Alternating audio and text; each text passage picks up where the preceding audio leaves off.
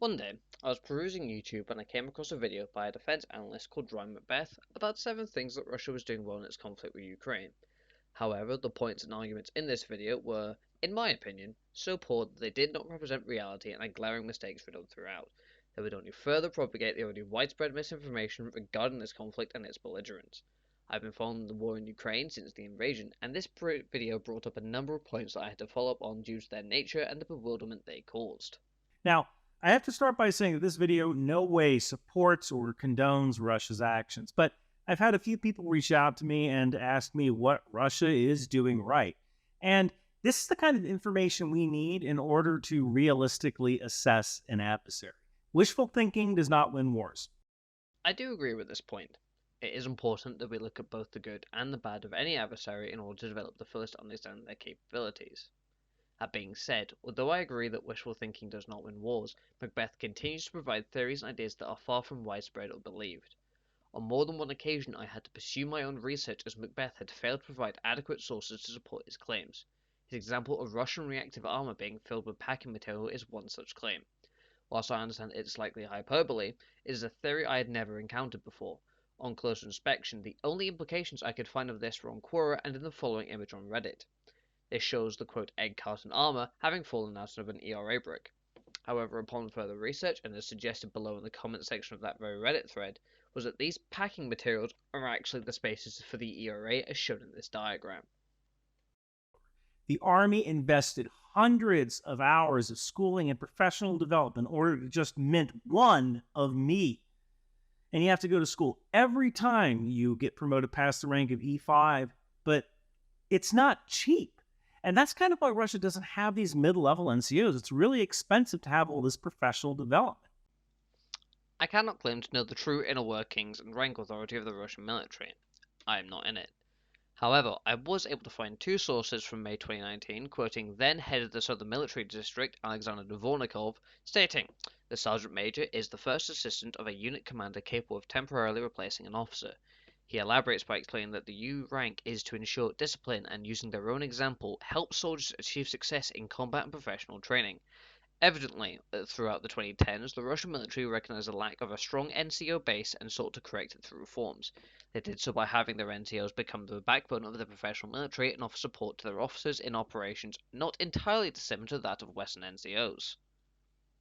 So Russia settled on a hybrid system where officers essentially do all of the work, and either conscripts or contract soldiers, kontraktniki, provide the muscle. In this point, Macbeth's research has either not been thorough enough or is factually incorrect. In my personal opinion, based upon extensive research, the Russian army seems to be made up of 3 classes, although the final is unofficial and purely speculative. Firstly, you have the conscripts, or prozhivniki, who are drafted in for a year. Then you have the contract, or what we call the professional soldiers and volunteers, called the kontraktniki, which involves signing up for a 3-year contract. Finally, you have your career soldiers, consisting of officers and NCOs. These seem to be your more specialized units and members who will make a profession out of the military rather than serving for a small amount of time like the volunteer soldiers. This is also the class that is only speculative by myself. It is true that the majority of past leadership roles in the Russian military have been fulfilled by its officers and highest level NCOs.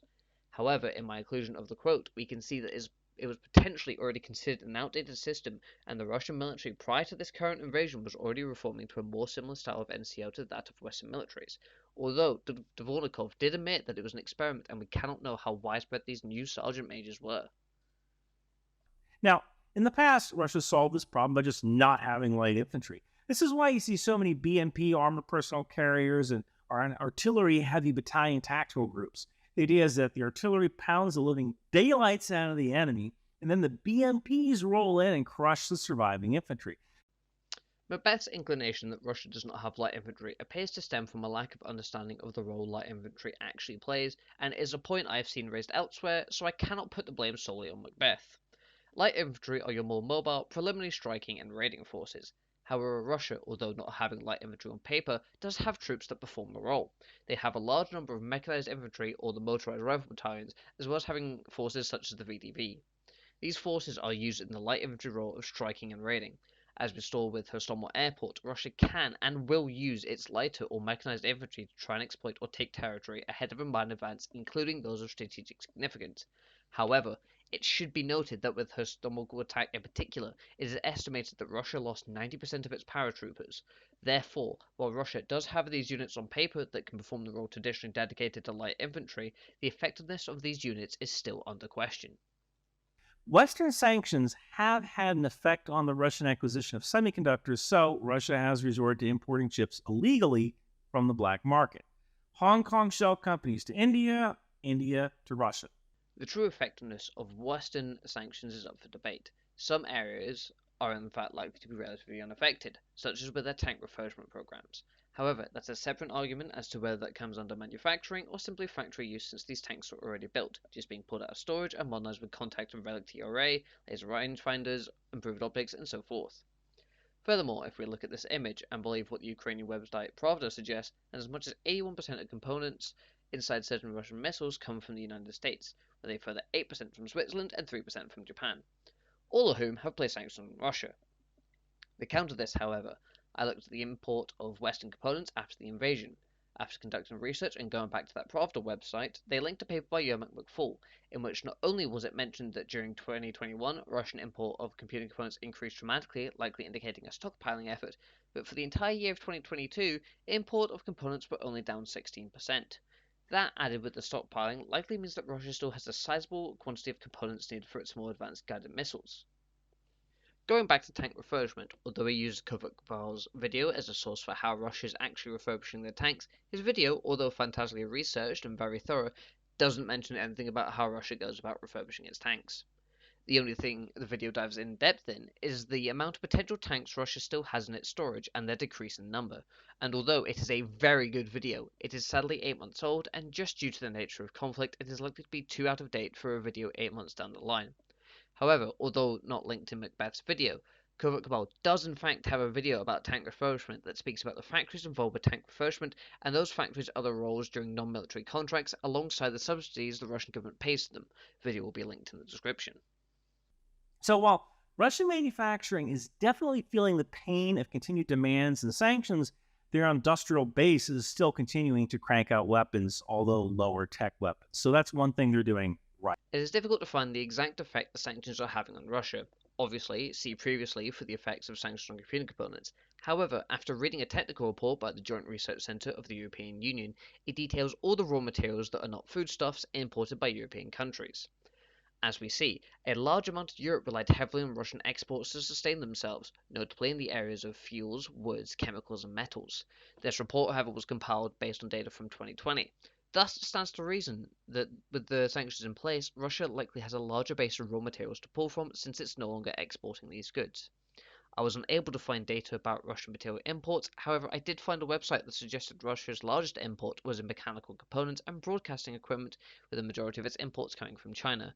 As such, this supply chain would likely be unaffected by Western sanctions. Going back to military production, it's difficult to find exact figures. Currently, the only tank in active production seems to be the T-90M, a modernization effort of the T-90 featuring commander's weapons, upgraded armor, and fire control systems, however still reported lacking features such as a commander's thermal. The T-14 is yet to see serial production, and the rest of Russia's tanks are all being refurbished from storage units. Trying to find enhanced details for Russian firearm production has proven to be difficult.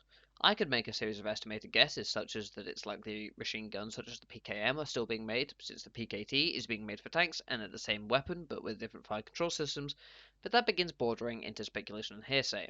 For now, it's likely Russia still has a significant firearm and ammunition manufacturing base, but the numbers and in-depth statistics aren't there as far as I could find. For aerial production, it seems that at least in terms of combat fighters, Russia is producing 4 aircraft types at current time: the Su-57 Felon, the Su-34 Fullback, and 2 flanker variants, the Su-35S and the Su-30 SM-2.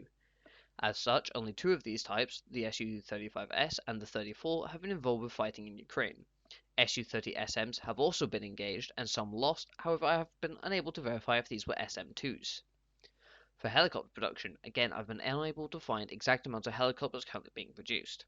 That being said, however, I did find 2 articles that suggested that helicopter production is still taking place.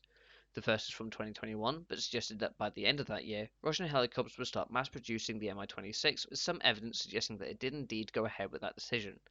The other article I found suggested that although Russian helicopters were still making helicopters, the rate at which it was had declined from the early 2010s to 2021, which was speculated to be as a result of sanctions and the lack of new orders, both internally and for export.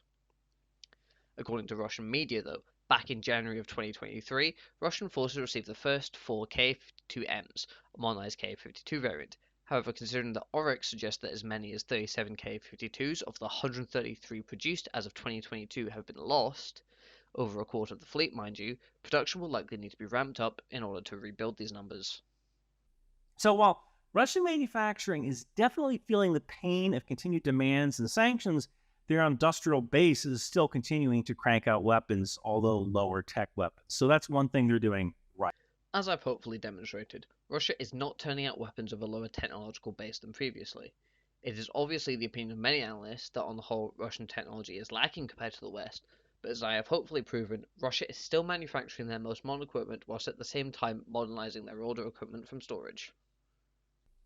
Recruitment is another thing that Russia is doing right. Now, yes, a good detail of draft age men fled the country, but there's also a population who are joining voluntarily for money, to get out of prison, or because their friends are doing A quick point here.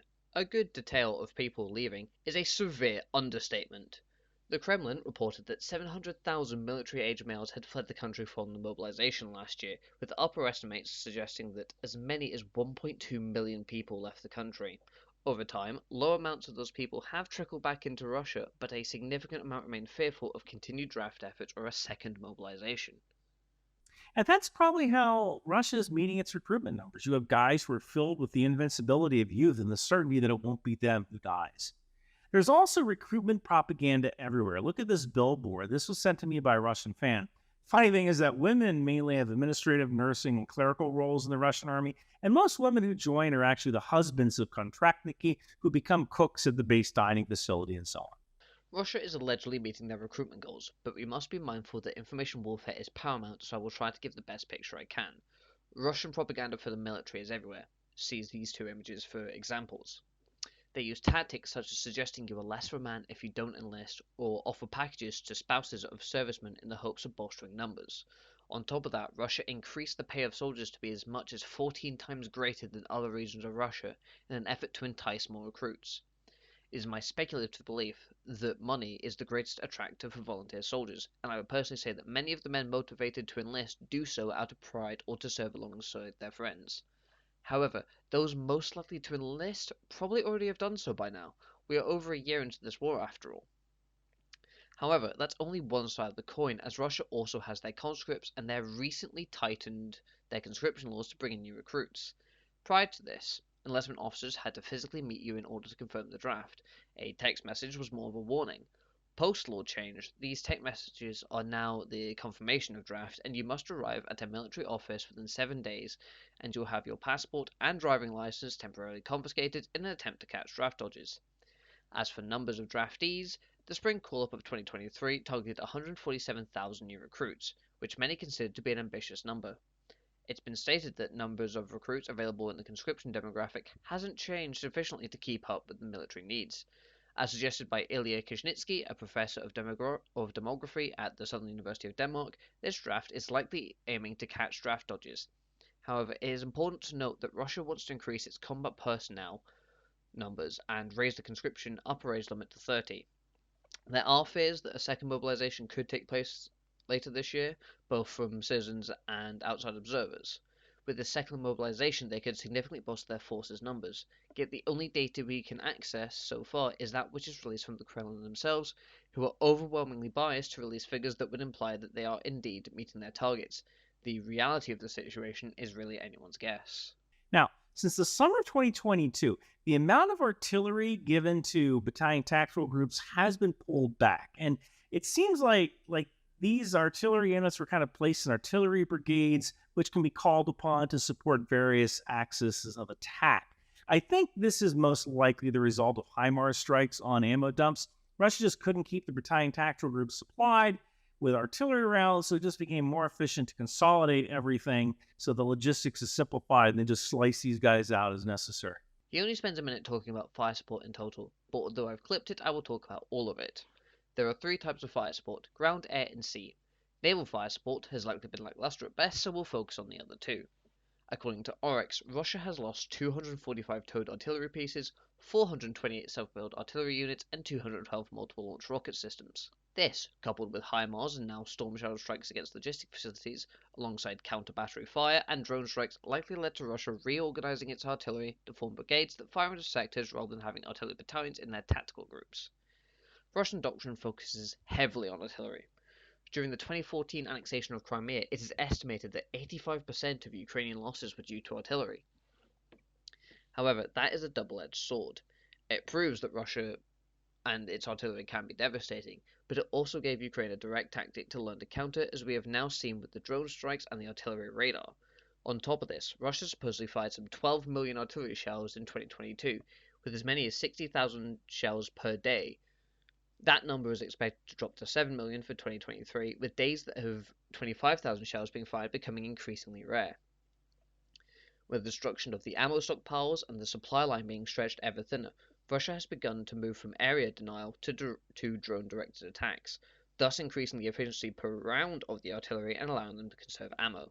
Aerial fire support is a different ballgame to artillery. I'll mention this further in depth when I talk about air power, but Russia's lack of JTACs, or Joint Terminal Attack Controllers, or FACs, forward air controllers, coupled with its reliance on unguided weapons, has meant ground attacks by aircraft are heavily limited in terms of accuracy and effectiveness. Laser-guided bombs were first developed by the US during the Vietnam War and were used to devastating effect by coalition forces during the First Gulf War, and have remained a mainstay of practically every Western Air Force ever since. However, Russia, probably also due to its lack of targeting pods carried by aircraft, has continued to only use guided air-to-ground weapons in low numbers and instead opt for more unguided attacks. The unguided nature of these weapons means the Russian Air Force has to be closer to a target in order to achieve accurate success, which in turn puts them in danger of Ukrainian air defenses, limiting their effectiveness. Next is electronic warfare.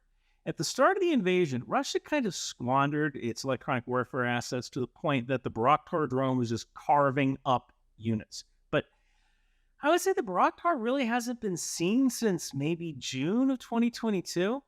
The best estimates I could find were that Ukraine had around 15 Bayraktar drones before the invasion and a further 15 were delivered post-invasion. According to Oryx, 23 Bayraktar drones have been lost, so if those numbers are to be believed, it's likely that there simply aren't the numbers to fly sorties with the drones. That, coupled with the fact that Russian air defense is much more static and much more active, something I'll touch on later, means that there simply isn't the payoff for these drones flying at the minute whilst they could be downed without inflicting serious damage. Russia is also jamming GPS signals. These are the satellite signals that allow smart bombs and certain kinds of missiles to know where they are. This makes it harder to target facilities with HIMARS and JDAM glide bombs, although both of these weapons have inertial guidance. Russia's electronic warfare specialists have deployed GPS jamming substantially throughout Ukraine. See this map here for the areas affected. The effect of these GPS jamming systems, however, is somewhat limited. Obviously, it affects guided rounds, but with HIMARS, they are constantly tweaking the software to be able to negate these jammers, and with the Joint Direct Attack munitions, they can rely on the INS of the dropping aircraft coupled with a GPS receiver. If GPS signal is lost after bomb release and not reacquired, the JDAM can still hit a target within a 100-foot radius of its initial target point, and some modern JDAM kits can negate the GPS jamming altogether. On top of this, we have seen NATO jets intercept Russian aircraft such as the IL-20. This is a Russian electronic intelligence aircraft. It has electronic and communications intelligence equipment, a side-facing imaging and mapping radar, and a reconnaissance camera. The IL-20 also seems to be undergoing a modernization program, with upgrades supposedly giving it the capability to not only jam Patriot missile sites, but also to jam AWACS signals, which would greatly help Russia, as there are NATO AWACS and AEW assets flying over the NATO borders with Ukraine, likely passing information. Next is air defense. Russia has had so many different kinds of air defense, it's mind-boggling. Short range, medium range, long range. A lot of this goes back to the Cold War and Russia's technological disadvantage.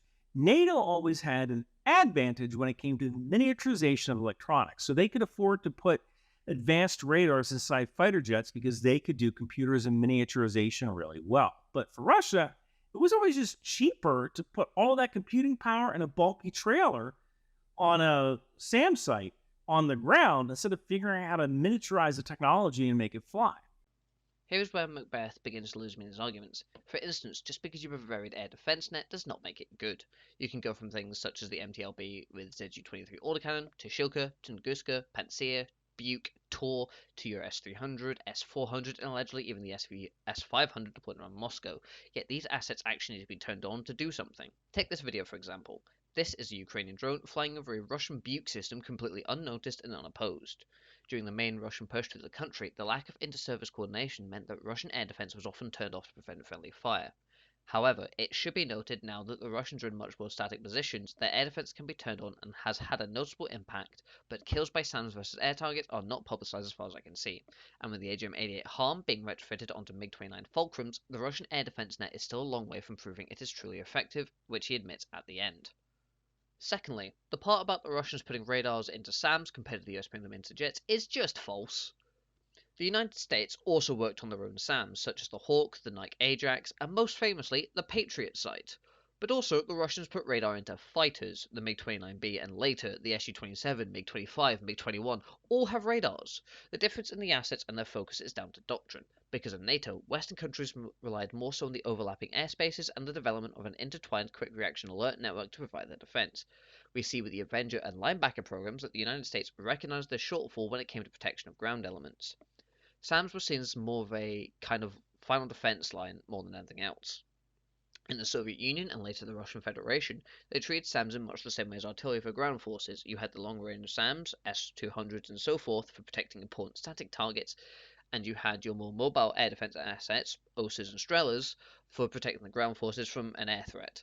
It's been stated by Ukrainian pilots that because the Russians are static now, they know the position of Russian air defenses, allowing the Ukrainians to avoid them and further limiting their effectiveness.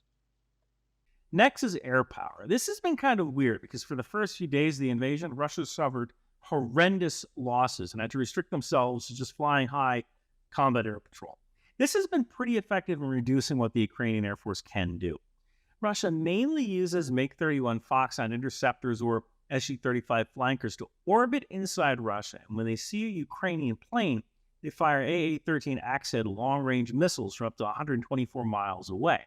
It's been a running theme throughout the conflict about where is the Russian Air Force. It's been suggested that a third of it was allocated to the invasion, but we haven't seen the numbers that would be expected in terms of sorties that we would expect from an air force intertwined with the ground operations.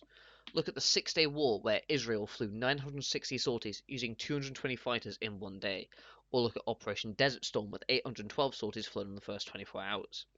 Russian sorties, on the other hand, started at a third of those numbers. At the start of the invasion, it was being reported that Russia was flying between 200 and 300 sorties a day.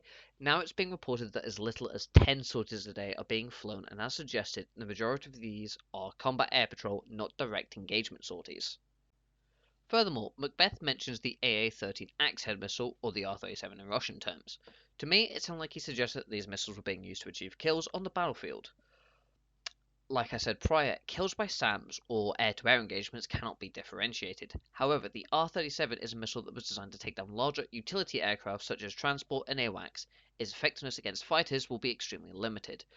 But as Ukrainian pilots are suggesting, the missile isn't very accurate, but when it's fired, it is forcing them to go evasive and abort their mission.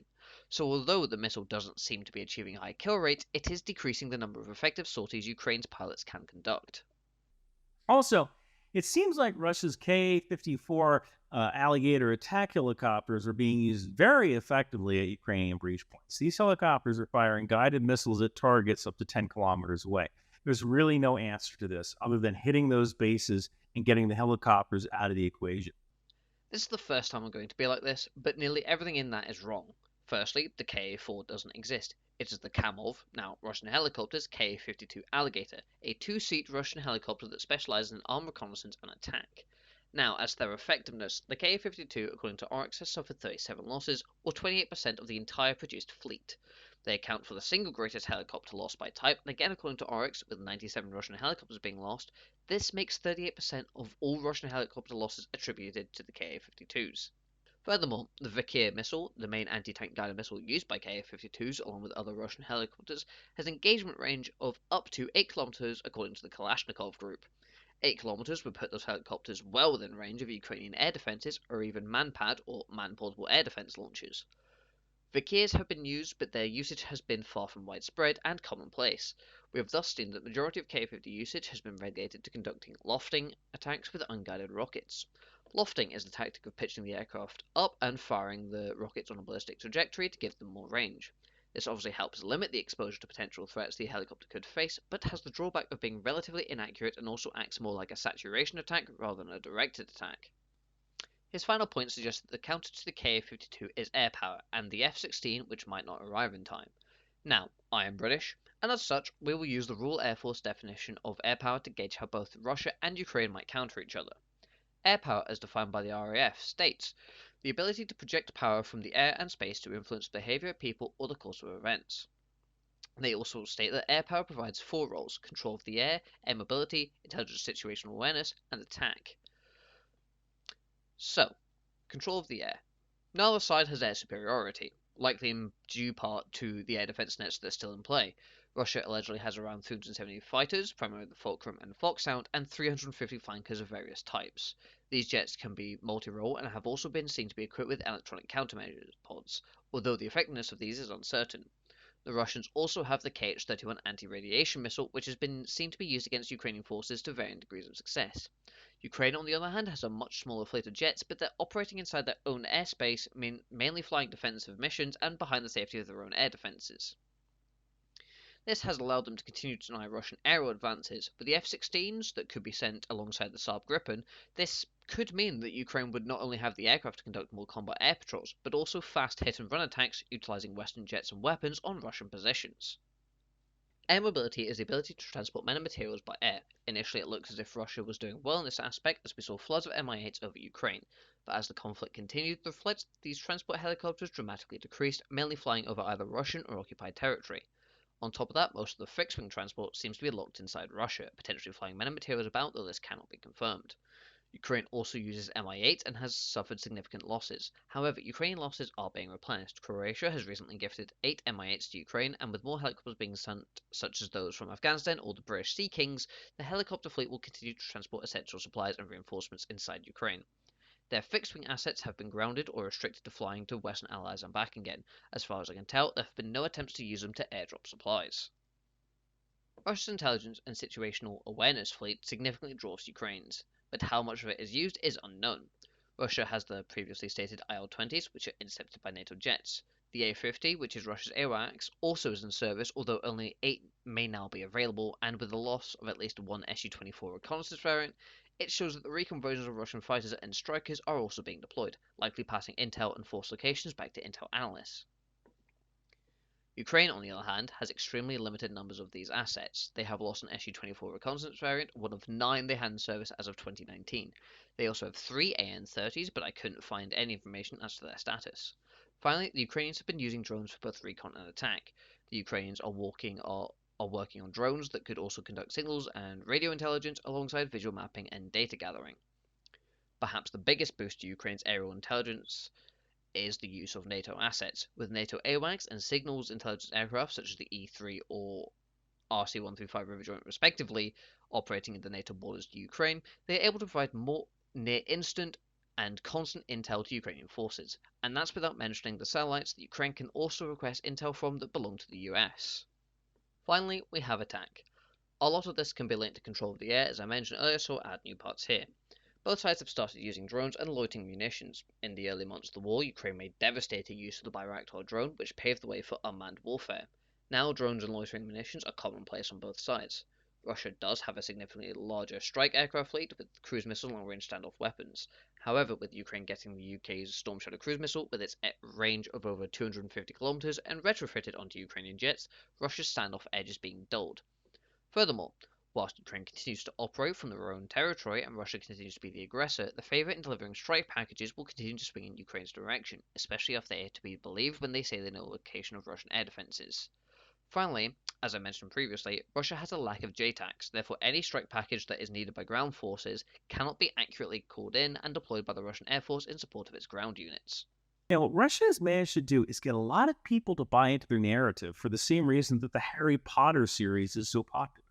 When you're a child, you don't have any agency. You don't even get to decide what goes into your mouth. And I think that's why the Harry Potter series of novels was so successful. It allowed a child to imagine that there is this fantastical world that was full of magic that only they knew about.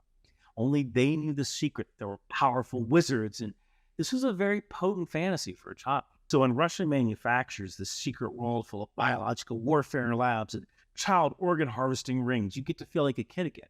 You get to live that fantasy that there's a truth out there beyond the mainstream media that only you and a few chosen others understand. Russian propaganda is like Harry Potter. I'm sorry, what? I found one article that spoke about Ukrainians allegedly harvesting organs, and it was from a news agency owned by the government of Russia, TASS. However, I'd like to believe that despite the heavy indoctrination of the people of Russia, they are still smart enough to discard the more wild theories about what is happening in Ukraine. That being said, Russia's internal media is nearly all state-owned, or at the very least state-controlled, with as much as 99% of the country having its main channels be federally owned. This, coupled with the heavy restriction and outright blockage of independent or Western media, allows Russian propaganda to reach the masses completely unopposed. From what I've been able to find, although tensions were fewer, there has always been a distrust of the West from inside, and Russia outright denied it at times. Look at the Russian Chernobyl series that sought to retell the story of the Chernobyl disaster and make it an American sabotage operation. Because of the near information blackout in Russia and all media sources reporting the same rhetoric, Russian propaganda about the war or special military operation is near total, and as far as I've heard, people really do believe the reason for the invasion, such as the Nazification of Ukraine or to prevent Western expansion. The propaganda is preying on people's already preconceived notions, which is making it that much more effective. However, Russian propaganda is not absolute. For one, the soldiers coming back from the front lines are telling a multitude of stories, many of which don't line up with the narrative of the Kremlin. For another, a Finnish newspaper created a custom map for the game Counter-Strike Global Offensive, which is wildly popular in Russia, giving them the ability to access Western media about the true realities of the war in Ukraine. This only proves that sources are being creative to try and get information to the people of Russia that isn't filtered by the Kremlin. All in all, the video in question made a few good points, but failed to go into any great detail or really touch on the truth of these points. Further, as I hope I've demonstrated, his video contained a number of errors, some worse than others, and although we are only human in an information war such as this, it can be hard to verify the facts. I have tried to do the best I can with publicly available data, and will link the sources that I've used down below. As for my 2 cents about the Russian invasion of Ukraine and Russian effectiveness overall, it remains fairly negative. I honestly did not believe the Russians could be this incompetent, yet the more I researched, the more dumbfounded I became. The Russian military has made and continues to make a litany of errors, in my opinion, the chief among them being a lack of inter-service coordination and lack of unified theatre command. The Military Aviation History channel also did a great video and interview that went more in depth about the issues that face the Russian aerospace forces. Link in the description if you're interested. This lack of unity allowed Ukraine to exploit weaknesses and caused Russia to lose momentum, which it has failed to regain ever since. It's as Laserpeg says, Operation Desert Storm is a masterclass and work of art as to how to invade a country, and if you wish to know and see this masterclass in action, I'd recommend the Operations Room, who did an animated breakdown on both the air and ground war. Russia's special military operation, however, is a masterclass on how not to invade a country. Furthermore, far too much emphasis is put on numbers. We have seen before that conscripts versus a professional military, or even just a military with the will to fight, will lose. Again, I bring up Desert Storm, but also for a different comparison, possibly one of the first modern wars to take place, the Falklands War. Approximately 4,500 British troops fought offensively against 13,000 Argentine conscripts. Despite being outnumbered nearly 3 to 1, British troops defeated the Argentinians at every point and forced a surrender. Conscripts are no match for a professional military or someone with the will to fight, which Ukraine has in buckets at the minute. With the Ukrainian counteroffensive now underway, it remains to be seen if Russia will admit the failings of its military and make reforms to counter Ukraine, or if it will continue its current errors until it is pushed out of the country. Because I fully believe Ukraine will win this war, but only time will tell. If you like this video, please consider liking and subscribing, as more of these videos will be coming soon, and thanks for watching.